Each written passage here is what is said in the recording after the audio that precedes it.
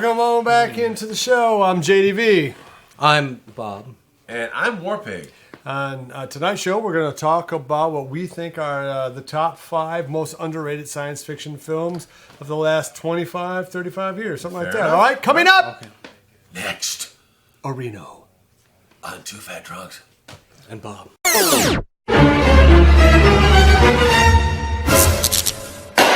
Okay, so top 5 underappreciated sci-fi Underrated. films that maybe people should go and see.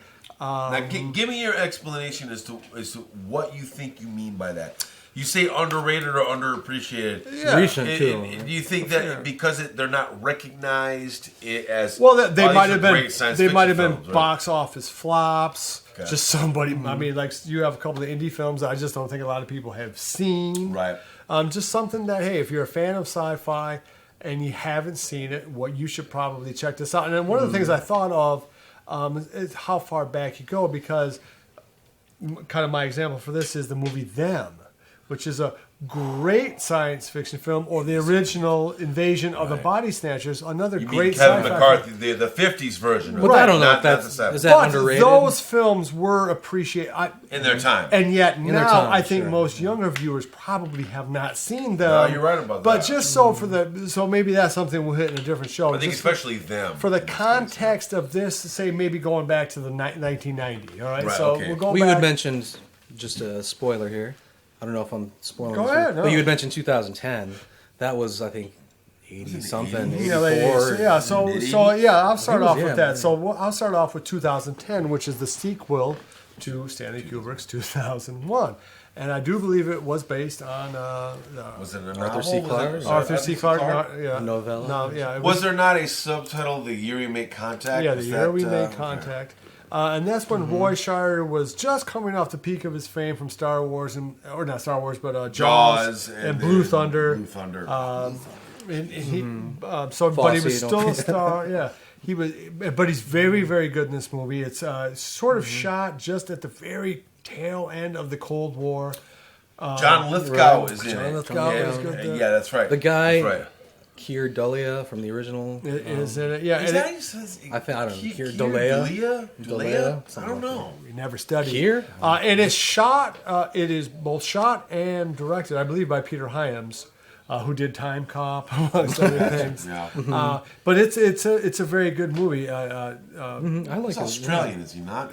He might feel be, he yeah. was Australian. He kind of made his bones because he could do both, the director and DB, kind of the way that Ridley Scott Right. kind of came to fame for that same reason. And just the technical elements of the film are very, very good. Like just a bit where Roy Scheider's putting a pin up, which is actually just a sheet of glass that he had some sticky on, and he did it. If you see the outtakes, It's a slick effect. it took him a million times, but when you get it, because they have no CG or anything, it's not a great movie, but it's a movie if you haven't seen, you should see 2010. Yeah. Right. I've not seen it in a long time, but I Yeah, remember liking it. Yeah, good performances, good music, good special effects. All right, Bob, you got one for us? I'm going to go back to, I believe it was the late 90s.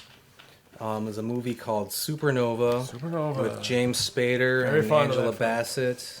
That's Angela right. Bassett. I think so. I think there's Yes. like a crazy space sex scene in Zero Gravity. Yes, that there I is seem at to the very remember. end of the film, actually. And I just remember really liking James Spader. Like I think before great in that, that he had movie. always been this kind of Slimy pompous, heel. asshole type guy. He's made his bones of late as the Blacklist, the Yeah. character from No, the he's been on Blacklist Blacklist of forever. NBC, right? But in Supernova, he's actually more tore up than a Julian Salad, and is sexy. It's Really? bizarre. he's the I leading, like he's James Spader. I the think he's Captain Kirk of that movie. Yeah, he's fantastic in them. Angela Bassett is What is the fantastic story? in What them. is it I about? don't know. They're I remember like liking it. it's a deep space medical ship. Supernova.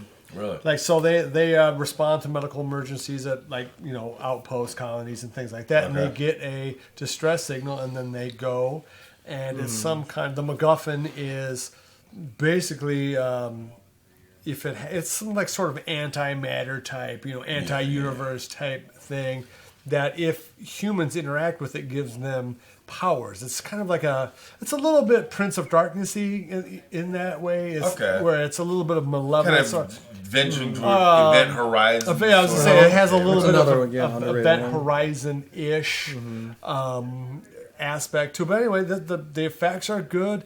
The concept is original-ish. Spader is fantastic. It's just a quality thing that if you have not seen Uncut, you should see. Okay. It's a good movie. Supernova. It's fantastic.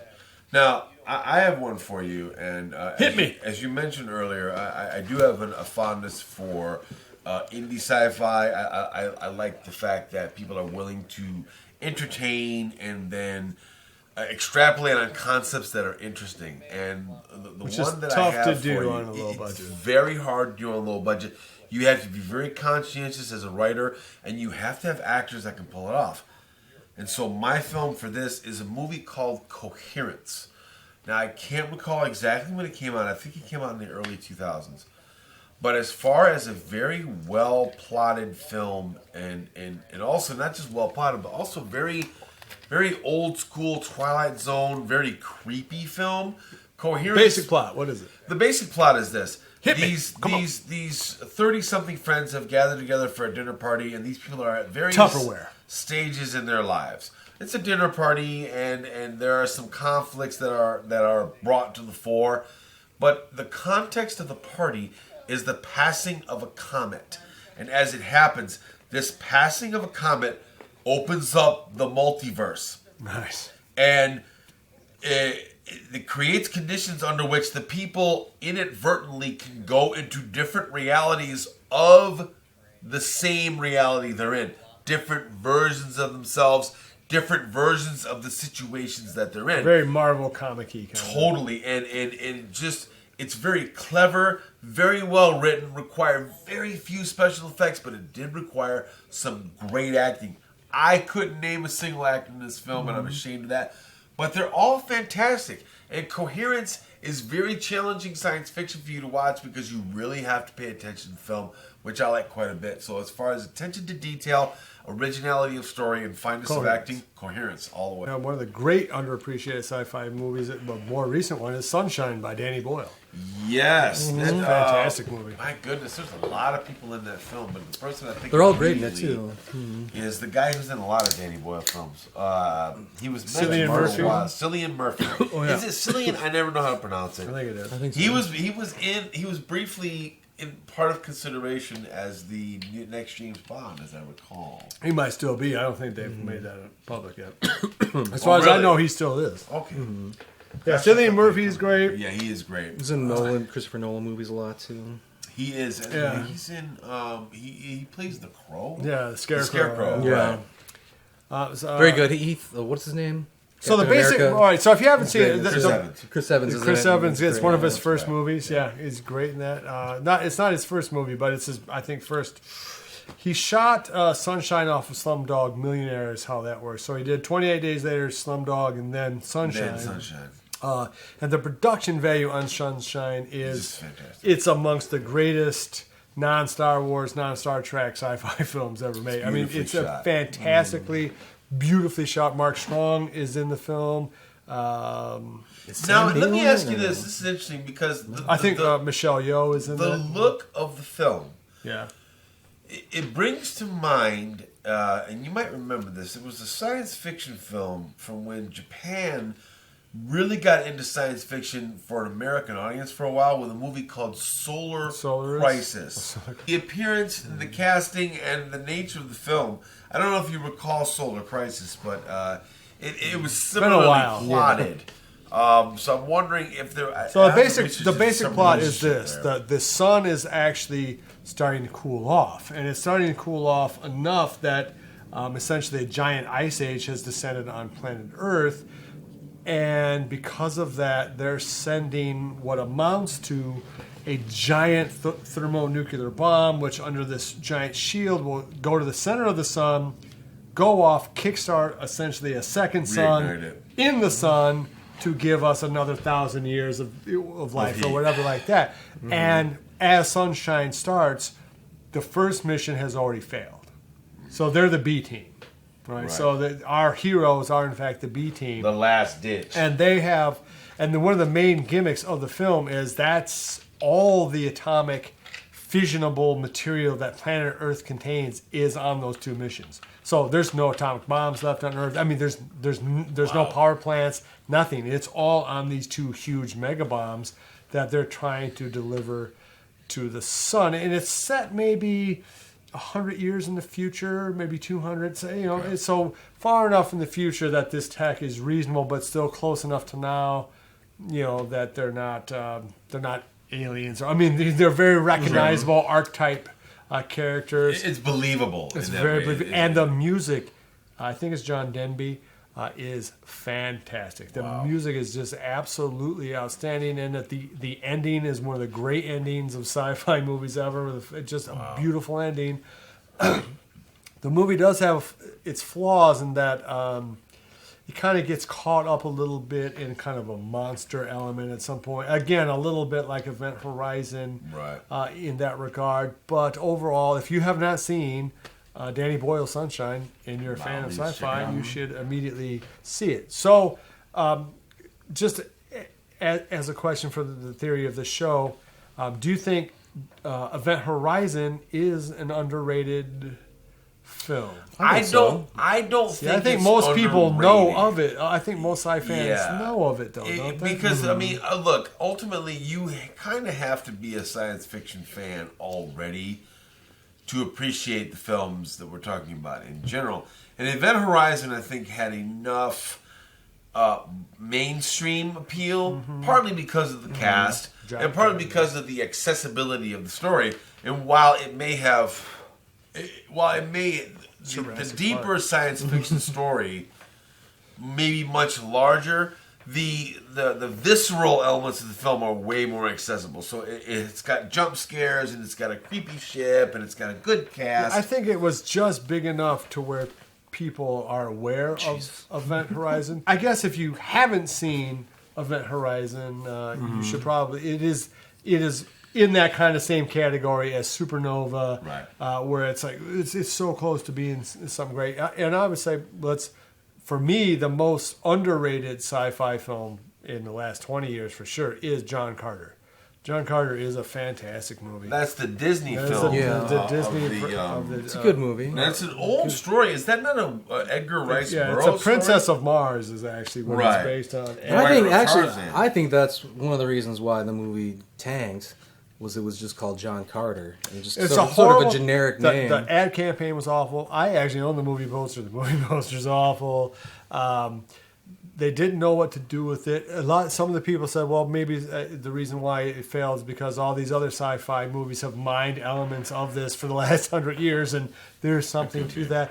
But Taylor Kitsch, I believe, is the star of that. He is fantastic in the movie. He's so good. Did that movie kind of kill his And it didn't career, bomb, too? actually. It just broke even. That's another myth that Disney tried to ride out. Capture the imagination. Yeah, like it was not the hit that it deserves, and I don't think they pimped it at all the way that I think Brad Bird from Pixar directed it. the writer-director of Iron Giant. There's some. I cannot remember her name, but the Sterling Young ingenue in the film is absolutely gorgeous woman.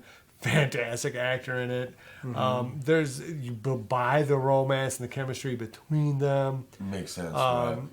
Now some of the elements just are because the story don't hold up. We know there's no air on Mars, and some of the other stuff is a little clunky. But if you're going to do the story at all, you've already accepted. They did justice to it. Mark Strong is in this film again as the villain, and he's good in it. For me, that would absolutely. But it really, it's just it's a movie you can see with your kids, and it's something you could take your your wife or your girlfriend to. Now I've got one more for you. Yeah, go ahead. Assuming that Bob doesn't have. I do. I have a couple that I thought of. Well, give it to us, Bob. Come on. Well, so they're both kind of big movies, but I don't think they were as big as they could have been. One is, the Tom Cruise movie Edge of Tomorrow. Oh yeah, it's excellent. Excellent. Yeah, but is it? Yeah, it's a better movie than John Carter. Totally underrated. Because it was not a big hit, I don't think. Not at all. In part again because the ad campaign and the movie title is terrible. Yeah, title is terrible. They've changed it now. Actually, it's Edge of Tomorrow, Live, Die, Repeat, or whatever the hell. Yeah. You an even worse title. If you have not seen Edge of Tomorrow, it is probably the Edge best of movie Rose. we've mentioned so Fantastic. far. It is No, it is. a fantastic. And then the Extremely other one good. I was thinking of, That's a great call. it's kind of a crazy movie Very if good you've ever call. seen it. It's called Dreamcatcher. It was Oh my directed by- gosh, the it had, Stephen like- King We're now. gonna Yeah. do a whole episode with on Lawrence Dreamcatcher. Kasdan, I Yeah. think, directed it. And You're there's a lot of stars in it. But it has Isn't it like, Casey's one of her favorite movies? Is it? It is not my wife's favorite movie. oh yeah, Yeah, What's your wife Jeanette It's a weird movie. Loves Dreamcatcher. It goes Oh my into God, some yeah. weird places with aliens. and Again, then- though, it breaks all of those mentally guys ill who had kid, giant yeah. careers after that movie. Yeah, I mean, it does have a lot of actors who just went on to do all kinds of things. yeah. But please continue.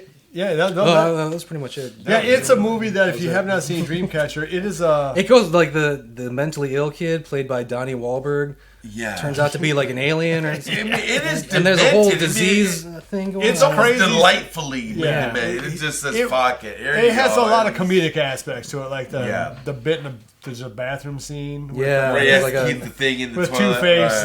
Right. Yeah, that's fantastic. I just like the part where he just turns and says, "You're not Jonesy," and then that whole sort of doppelganger. There's a lot of feel good to to it. it. Now, Yeah. in the end, it is a very silly. It is movie. bizarre. It's a weird yeah. story. I think I have one more that I do want to mention before. All right, before we play. I'll mention my last one. All right, here, go ahead. Because So this is gonna be a top 10. and I know that we've talked before about the nature of films about time travel and how difficult they can be. And there is a distinct difference between a film that is about the concept of time travel, Like the Time Machine. exactly, and then a film that uses time travel as a device in the film. Like Terminator. Right. This film falls into the former camp. This is a movie about time travel, and it's called Primer. And it's the most original take and most honestly believable take. This is another indie movie, right? Very much a super independent I think film. it was shot on video. As well. Yeah, and it's just, but it really hangs its hat on incredibly complex writing and great acting by the two. I got to actors. see that. You've recommended that before, and I still Primer- I've seen it. I don't know if I quite followed it. I think. Well, and that's part of the problem with it is that it's a very cerebral take. You'd have to on- watch it 2 or 3 times. You're going to too. have to watch it to Now, understand what's happening. Would you say that Donnie Darko would kind of be the king of that kind of movie? Because that movie I don't think is underappreciated. I think people appreciate it just at the level that they should. Yeah. But Donnie Darko is another, I guess, time travel movie when you get down And to it. presumably that's how you would I have guess to that's how. categorize Yeah. it. Yeah. I always thought that I liked Donnie Darko. I thought it was good. But I just think that Primer presents such an original, unusual take on time travel that you legit feel at the end of the film like, wow, that could really work. could happen. Even if you don't quite understand exactly what it is. But if you get a chance, check out Primer. I think you will at least enjoy it and certainly take it as a really original take on time travel. So there's I guess the other one I'd think of now. Again, this is it horror or is it sci-fi? But there's a movie with John Cusack based on a Stephen King short story, I guess, called Cell. Cell, yes. Which is really, it's almost like a zombie movie, really. But there's enough science fiction elements to it. I don't want to give it away. Particularly the ending of the film is very science fiction-y. That to me is a very underrated film. I think that is a very It's also effective film. surprisingly low budget. I mean, Very honestly, low budget. it is Cusack in what amounts to a mid to low level independent film. I mean, But is it's Samuel very Jackson effective. not in that? So it's kind of the same. I think it's Room 1403 or 1408? 14. Oh. Like that? Yeah, I mean, Yeah. but So that was a good movie, The too. same director, Actually, kind of the very same enjoyable cast. film, Yeah. right. Wow. Uh, They just all so anyway- they got the band back together for the next But it one. seems like they didn't have quite the budget they had for the first one. Yeah. Well, it's hard to say. Well, anyway, so that's some of our suggestions for sci-fi films that if you haven't seen, that were made in the last 25 years, you should go out and see.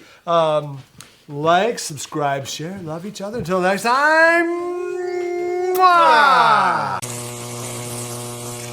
And I'm wondering if that is the largest insect God. record. God. It's like something out of the Amazon. This is Still, the sci-fi. It right has a small child in its teeth. Yeah, it's Oh my unbelievable. god, it's speaking to my mind. It's controlling my mind. Be sure to visit evilgeniusentertainment.com for exclusive content, swag, casting call news, and much, much more.